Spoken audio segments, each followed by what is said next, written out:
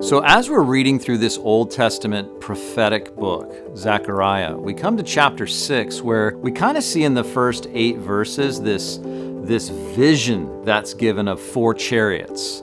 And then right around verse 9 through the end of the chapter, there's this crowning of this priest king known as Jeshua, which also is kind of the Hebraic way of a similar name that we know, Jesus. You see, the first part of this chapter, there's a vision, chariots. It's a vision that speaks of judgment. And then at the end of the chapter, there's this crowning, this identifying of this priest being someone who shares the same name as the coming priest, the one who would be able to go between us and God and make a way for us to be right in God's sight. You see, as you read this chapter today, we're confronted with the reality of judgment and also God's grace.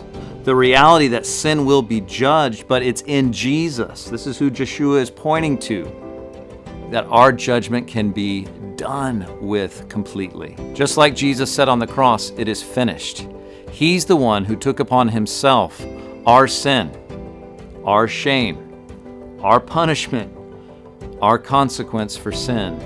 And so he's the one who's the ultimate priest and king and prophet, the only one who can rightly fulfill all 3 titles. So today, as you read this book, be encouraged about who Jesus is, that he is this priest who goes between us and God and makes a way. He's the king of our hearts. He's the one who tells us truth. So today, as you read God's word, I want to encourage you, listen and learn from the word so that you and I, we can continue to love, live, and lead just like Jesus.